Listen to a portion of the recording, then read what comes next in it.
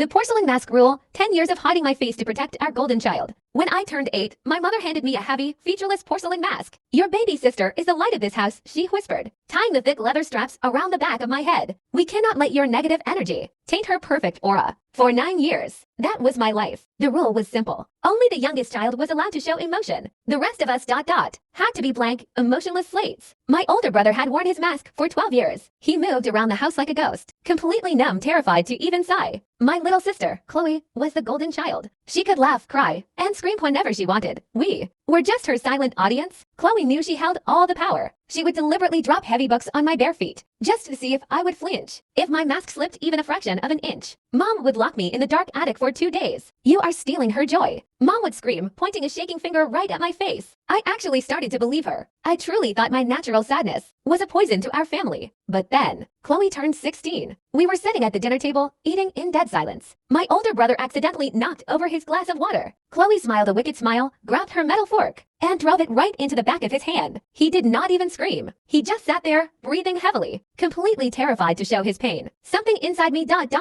finally broke. I reached up and tore the heavy mask off my face. It shattered into pieces on the floor. Stop it! I screamed. My own voice sounded foreign, raw, and desperate. Mom gasped, acting like I had just committed murder. Put it back on, she shrieked, her eyes wide with absolute rage. But my dad, who had worn his own mask for 20 long years, slowly reached up. With shaking hands, he pulled his mask off. The tears were streaming down his wrinkled face. No more, he choked out. We are done. We escaped that very night. I am 19 now. I have my own apartment, and I am safe. But sometimes, when I look in the mirror, my face feels far too heavy, and I have to remind myself that it is finally okay to smile.